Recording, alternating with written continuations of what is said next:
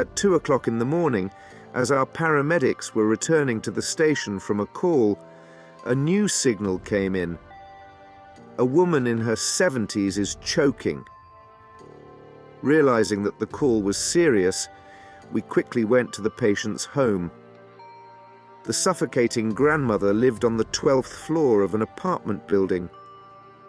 When I entered the apartment, I immediately caught the smell of old age. The door was ajar, and the grandmother was lying in the hallway. It was a spacious 3-room apartment. In the room leading to the hallway stood grandfather. His black and white portrait hung on the wall.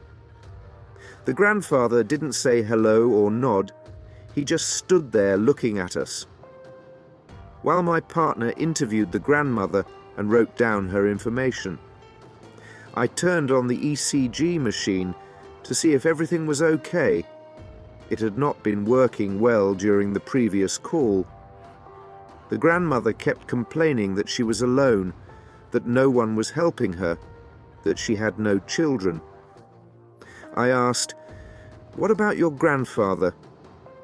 Grandpa was still standing there watching.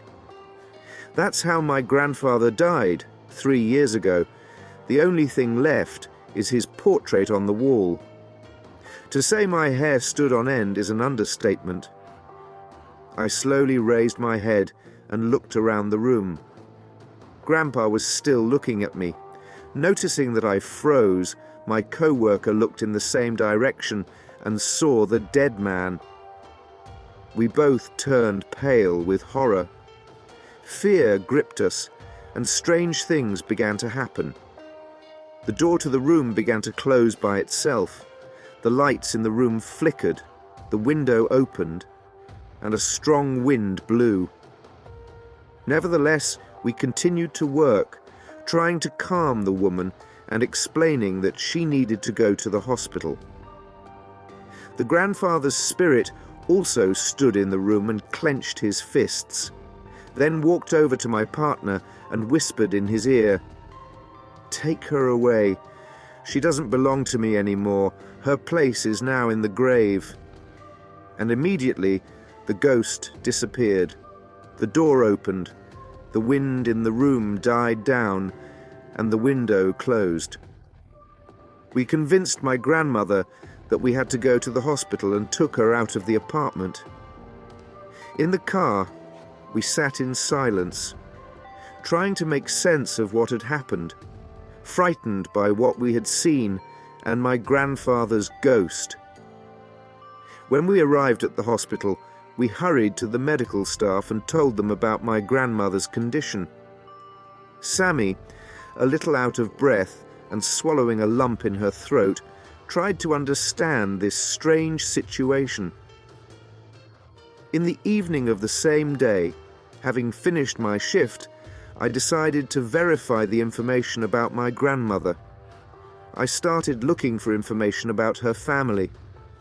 Scrolling through the internet, I found a picture of this grandfather who, as it turned out, had died 3 years ago. My heart squeezed. I decided to talk to my partner. He told me that he too had seen that very same ghost, and I realized that it wasn't just a fantasy or hallucination. Why would we both see a ghost at the same time? We decided not to tell anyone what had happened for fear of being suspected of being crazy. But what we saw in the apartment would stay with us for a long time. From that day on, I believed in the existence of ghosts. At the hospital, our grandmother began to choke and eventually stopped breathing altogether. The doctors did everything they could to save her, but the clot in her pulmonary artery won. I try not to remember that call. My partner quit. Our profession requires a strong nervous system and the ability to face any challenge. And I realized that our work strengthens our will and determination to help people when they need our help. We are willing to accept challenges and face the unknown dedicating our lives to helping those who need our support in their most difficult moments.